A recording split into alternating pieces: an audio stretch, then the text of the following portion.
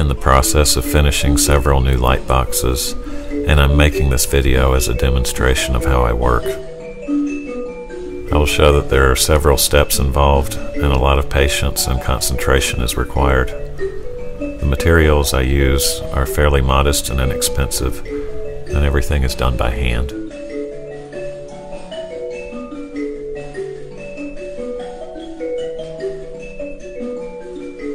I start by figuring out the image for the piece.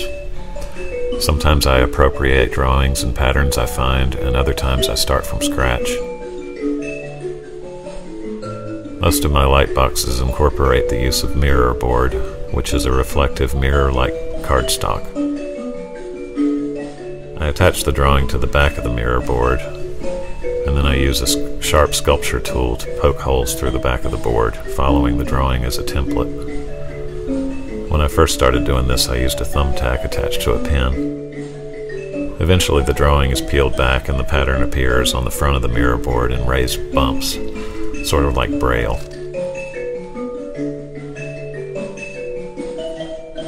The light box is ready now to have color added using colored light gels.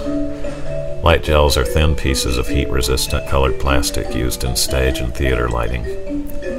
I cut pieces of gel out and carefully attach them to the back using clear, permanent, acid-free tape. And here I am holding a new light box up to a light to check the progress.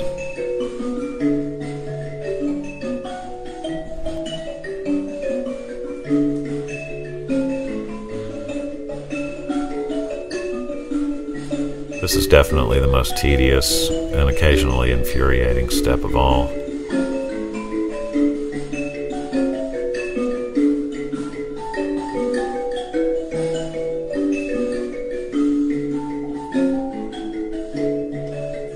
I enjoy the process of poking holes, but the attachment of color is the most difficult, and here we see some of the new ones.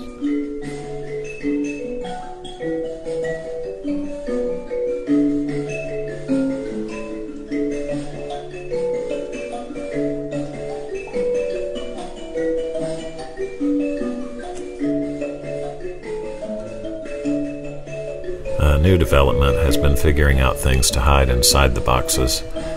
In the past, I've included drawings, more mirror board, glow-in-the-dark toys, and other stuff. The effect of this is very subtle in the end, as what's inside the box can only be glimpsed through the tiny holes, but the optical effects and added mystery and surprise makes it all worth it.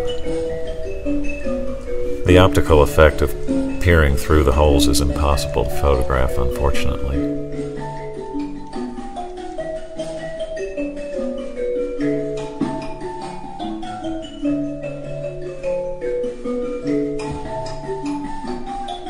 I spent many years as a painter, but eventually began making photographs into light boxes in the beginning. The photographs were generally experiments using double exposures and light gels placed over the lens as a crude filter.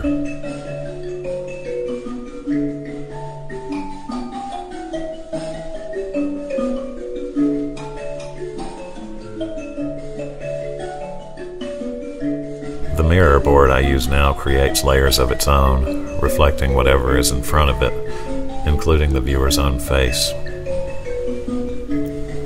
Again, photographing this aspect of the light boxes is very difficult.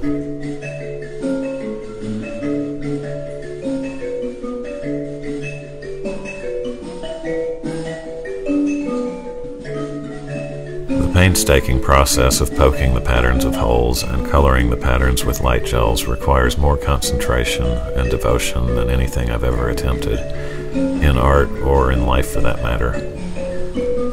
It provides me with a form of meditation that I hope the viewer can share in. The light boxes aim to place the viewer in a trance-like state where they might find a moment of peace and a renewed sense of mystery and connection in their surroundings. The goal is simple, even if the process is labor-intensive and complicated.